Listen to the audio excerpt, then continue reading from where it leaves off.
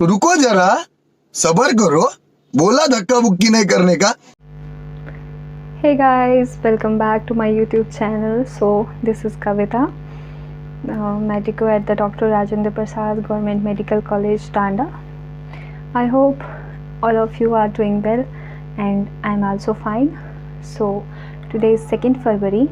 तो आज मेरा था प्रैक्टिकल, फर्स्ट प्रैक्टिकल हुआ है अभी और मेरे एग्ज़ाम्स ख़त्म हो गए। It was good. आज मेरा ENT का प्रैक्टिकल था, अभी मेरा फर्स्ट प्रैक्टिकल था आज और मेरे एग्ज़ाम्स हो गए हैं ख़त्म। तो एग्ज़ाम्स ठीक ही हुए हैं, कितने अच्छे हुए हैं ये रिज़ल्ट के बाद ही पता चलेगा, पर ओवरऑल ठीक थे। क्योंकि सेकेंड ईयर में जो मतलब मैं अगर सेकेंड ईयर के साथ कंपेयर करूं तो सेकेंड ईयर में था माइक्रोबायोलॉजी के 2 एग्ज़ाम थे, पैथोलॉजी के भी 2 थे एंड फार्माकोलॉजी के भी 2 थे। तो 2 6 डेज़ लगातार कंटिन्यूसली थे। बट हमें अभी जो हमारा प्री फाइनल ईयर था, यहाँ पे हमें बीच में 2 दिन का गैप मिल गया था, तो एक थोड़ा सा रेस्ट और अगले पेपर के लिए तैयारी करने के लिए टाइम मिल गया था, मतलब कंटिन्यूसली नहीं था। और प्रैक्टिकल के लिए भी गैप मिल गया, तो अभी फर्स्ट प्रैक्टिकल ही हुआ है आज। तो आज का प्रैक्टिकल भी ठीक था, 2 एक्सटर्नल थे एंड 2 टीचर्स, एक अपने ही डिपार्टमेंट के थे, एक HOD सर थे और दूसरे एसोसिएट प्रोफेसर थे। तो ठीक ही हुआ था। थोड़ा सा एक एक्सटर्नल मतलब अच्छे थे। कई बार ऐसा हो जाता है हम शायद बहुत ज़्यादा पढ़ लेते हैं, तो प्रैक्टिकल में जितना मैं सोचती हूँ कि इतना परफॉर्म, वो उतना शायद कई बार नहीं हो पाता है इतने अच्छे से। जा पूछ क्या? पर वो काफ़ी मतलब हेल्पफुल थे। वो मतलब आपको जब हम वाइवा देने जा रहे थे तो वो सबसे पहले हमें कंफर्टेबल फ़ील करवा रहे थे वहाँ पर, पहले थोड़ा सा इंट्रोडक्शन, तो उसके बाद वाइवा ठीक ही जा रहा था और एग्ज़ाम्स भी हो गए। बट एग्ज़ाम्स के दिनों में जो मुझे एक चीज़ अच्छी नहीं लगी वो ये थी कि बहुत ज़्यादा बारिश हो रही थी उन दिनों में एंड शादियाँ भी चली हुई थी, तो बैंड बाजे बहुत ज़्यादा बज रहे थे और एग्ज़ाम ख़त्म हुए उसके बाद बारिश ही नहीं हो रही है, पता नहीं क्या है। और मैंने तो उन दिनों एक दिन ना स्टेटस भी डाल दिया था, उसमें क्या एक मैंने गाना सुना था वो वाला कि मेरा यार हंस रहा है बारिश की जाए। तो मैंने स्टेटस डाला था कि जिसका भी यार हंस रहा है प्लीज़ 31 के बाद हंसे, क्योंकि मतलब एग्ज़ाम से रिलेटेड ठंड होती है तो इतने अच्छे से पढ़ा नहीं जाता है एंड नींद बहुत ज़्यादा आती है। But it is over now and मेरे भैया हैं मनाली में, तो वो मुझे बुला रहे थे, मतलब मैं और मम्मा जा रहे थे सोचने मतलब मनाली जाने का एंड मैं सोच रही थी मतलब घूमने वगैरह का। बट अभी मेरे 3 प्रैक्टिकल रहते हैं और एक प्रैक्टिकल का अभी डेट शीट जो होती है वो नहीं आई है, तो मुझे डर है कि मतलब अभी 1 से 10 तक मैं फ्री हूँ। बट मुझे ये डर है कि अगर वो 1 से 10 के बीच में आ गई तो फिर मुझे वापस आना पड़ेगा, मतलब सारा प्लान चौपट हो जाएगा। मैं सोच रही हूँ अभी रहने देती हूँ। जब मेरा फाइनल ईयर का सेशन स्टार्ट हो जाता है फरवरी के एंड से, मतलब मार्च की स्टार्टिंग से स्टार्ट हो रहा है, तो उस बीच में जब मुझे गैप मिलेगा तो मैं तब चली जाऊंगी। और अभी मैं प्रैक्टिकल वगैरह हो जाएंगे तो उसके बाद घर जाने का सोच रही हूँ। इस काम के लिए तो वक्त ही वक्त है। तो आज का जो प्रैक्टिकल था ना, तो उसके लिए तो सुबह ही जल्दी बुला लिया था, 8 बजे बुला लिया था और विदाउट एनी ब्रेकफास्ट कुछ भी करके नहीं गई थी मैं।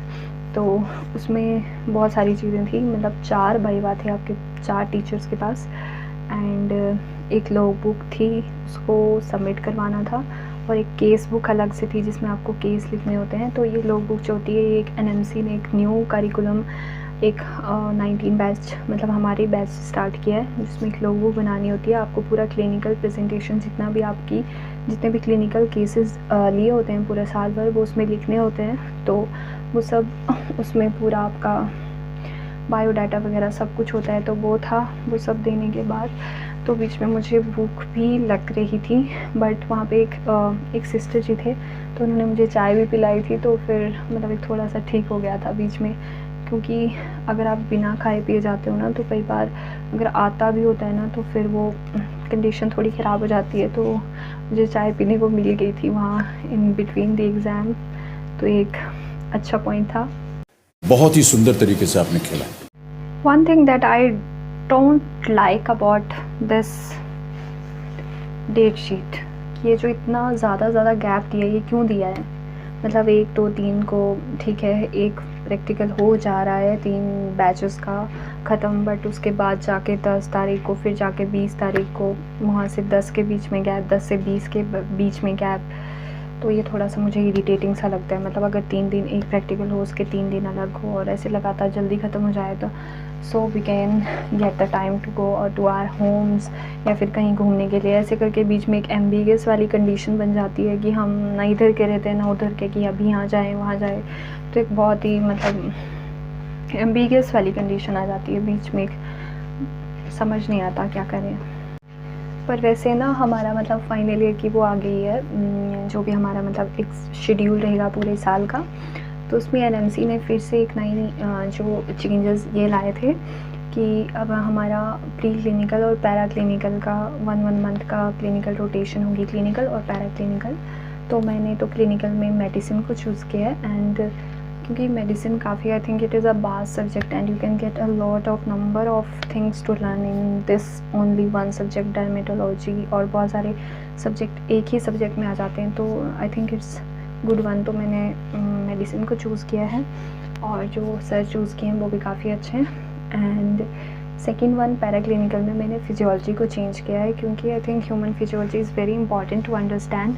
एंड फर्स्ट ईयर में एक काफ़ी इंटरेस्टिंग सब्जेक्ट रहता था फिजियोलॉजी, तो वो भी मैंने सेलेक्ट किया है। तो वो हमारा 27 के बाद फाइनल ईयर की क्लासेस स्टार्ट होंगी, एंड उसमें पहले तो वही रहेगा हमारा एक 1 month is clinical, then para clinical, pandemic module और ये सब रहेगा। और उसके बाद आई थिंक 5th मंथ से एक्चुअल क्लासेस जो होंगी हमारी फाइनल के ईयर की, वो स्टार्ट होंगी। और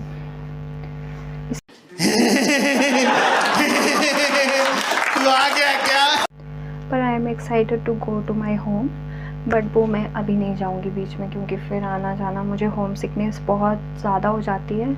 I really miss my parents so much, और बहुत ज़्यादा होम सिकनेस आ जाती है। तो फिर मुझे बीच बीच में ना मतलब बहुत ज़्यादा इरिटेटिंग सा फील हो जाता है। तो वो मैं क्या करूँगी कि सारा स्ट्रेस जब ख़त्म हो जाएगा, एग्ज़ाम्स मतलब प्रैक्टिकल वाला भी, क्योंकि प्रैक्टिकल आपको टीचर के साथ डील करना होता है उस टाइम पे। तो specially PSM is one of that subject जहाँ से मुझे थोड़ा सा खौफ लगता है। एंड वो मैं सोच रही हूँ कि एग्ज़ाम्स मतलब प्रैक्टिकल टोटली ख़त्म हो जाएंगे, उसके बाद फ्री होकर मैं घर जाऊँगी। लेकिन अभी भी मैं हॉस्टल में रुकूँगी नहीं, क्योंकि अभी 10 तक काफ़ी ज़्यादा टाइम है। तो हॉस्टल में नहीं रुकूँगी, कहीं जाऊँगी मतलब। तो वो पता चलेगा आपको नेक्स्ट ब्लॉग में। उसके लिए आपको नेक्स्ट ब्लॉग देखना पड़ेगा मेरा। एंड तू है, तेरे को पता नहीं है लेकिन तू है। और मुझे अभी याद आ रहा है कि मुझे एक पेशेंट का काम भी करवाना था, मतलब काम ही करवाना था कि वो अपनी फ़ाइल ना यहाँ पे, मतलब उनकी कोई सर्जरी हुई थी, तो वो जो फ़ाइल होती है मतलब उसका आपको जैसे आयुष्मान भारत प्रोग्राम और जो भी प्रोग्राम्स हैं उनके अंडर अगर उसको बेनिफिट मिल रहा है, और जैसे उनको भी उनकी कोई सर्जरी हुई थी एंड उनका भी किसी प्रोग्राम के अंदर, आई थिंक आयुष्मान के अंदर ही आते थे वो, तो उसमें 5 लाख का बेनिफिट मिलता है पर ईयर। तो वो उनकी फ़ाइल यहाँ पे ओपन रह गई है, तो अब कहीं पे और दूसरी जगह पे वो ट्रीटमेंट करवा रहे हैं, तो वो हो नहीं पा रहा है। तो उन्होंने मुझे कॉल किया था, तो अभी मुझे उनकी वो फ़ाइल ढूंढवाने भी जाना है। मतलब वो यहाँ पे मुझे रिकॉर्ड रूम में जाना है और उस फाइल को जो यहाँ ओपन डाल के, मतलब ओपन है उनकी फ़ाइल यहाँ पे, उसको क्लोज़ करवाना है। तो मैं गई भी थी, मेरे पेपर के बीच में मैं गई थी आफ्टर माय एग्ज़ाम्स, तो मैंने वहाँ बोला था रिकॉर्ड सेक्शन में, बट अभी मुझे जाना था, बट अभी 4 बज चुके हैं, मतलब टाइम हो गया है, तो अभी तो हो नहीं पाएगा। तो मैं सोच रही हूँ कल जाऊँगी। एंड वो एग्ज़ाम्स के बीच उन्होंने मुझे बोला था, एंड मैंने अपनी मम्मा को बोला कि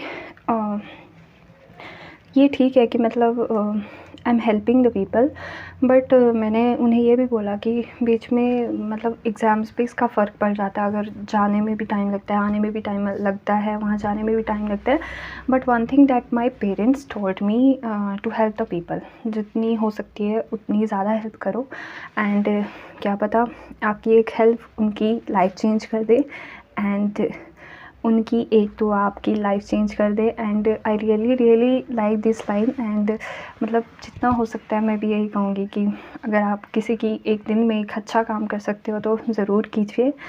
एंड मुझे तो काफ़ी सेटिस्फेक्शन मिलती है। अभी भी मेरा आज वाइवा था, बट पिछले कल भी पेशेंट आए थे, एंड मैं 10 बजे गई थी और मैं 1 बजे फ्री हुई थी, क्योंकि मतलब वो पेशेंट जो था ना वो था मतलब बेल्स पाल्सी का पेशेंट था। तो Bell's palsy, as you know the condition is because of facial nerve paralysis हो रही है। इफ़ेक्ट तो आपके जो फेस है उस पर हो रहा है, मतलब बहुत सारे सिम्टम्स आ रहे हैं, loss of wrinkling, epiphora, loss of nasolabial fold, और ये drooping of angle of mouth to that same side, तो वो राइट साइड के था। लेकिन उसमें जब आप मतलब पेशेंट को मैंने मेडिसिन में दिखाया तो जो उसका ट्रीटमेंट था वो था फिज़ियोथेरेपी। तो मुझे सिर्फ वो फिज़ियोथेरेपी में नहीं दिखाना था उसको, वहाँ पे उन्होंने ईएनटी और आई का भी लिख दिया था। तो ईएनटी डिपार्टमेंट में दिखाया, आई डिपार्टमेंट में दिखाया, फिज़ियोथेरेपी में दिखाया, and even in the super speciality block जो ऊपर आपका न्यूरो का डिपार्टमेंट है वहाँ पर भी दिखाया। तो इन सब पूरे प्रोसीजर में मेरे मतलब 10 से 1 पूरा मेरा जो टाइम था वो चला गया था। और उसके बाद भी आकर मैं से थोड़ा सा थक गई थी, तो थोड़ा सा नैप लेके उसके बाद ही मैंने मतलब प्रैक्टिकल के लिए स्टार्ट किया था। तो मैं ये नहीं कह रही, मतलब मैं अपनी विशेषताएं नहीं गा रही कि या I am helping the people बहुत कुछ, पर one thing that I am learning is that कि एक्सपोजर बहुत ज़्यादा मिल जाता है, क्योंकि मैंने सैंपल लेना मेरे सेकेंड ईयर में सीख लिया था, क्योंकि एक्सपोजर बहुत ज़्यादा मिलता है यहाँ पे पेशेंट्स का। तो I think we should learn from the process, and it's quite amazing process जहाँ पे बहुत सारा कुछ लर्न करने को मिलता है। एंड आफ्टर दैट जब भी मैं किसी को कुछ काम करवाती हैं, and with such blissful eyes they give me that, जो थैंक यू बोलते हैं, और वो मतलब वो मुझे काफ़ी बहुत एक मन को लुभावना मतलब बहुत ही एक सेटिस्फैक्ट्री लगता है कि या शायद मैं किसी के काम आ पा रही हूँ और मैं एक अच्छा काम कर रही हूँ सोसाइटी के लिए और अपने लिए। तो I think we should do, जितना हो सकता है हमें एक दिन में एटलीस्ट एक काम अच्छा ज़रूर करना चाहिए। And so guys, I hope you like the video, and मिलते हैं नेक्स्ट ब्लॉग में। सो तब तक बाय बाय, एंड अपनी हेल्थ का ध्यान रखें, and like, share and subscribe.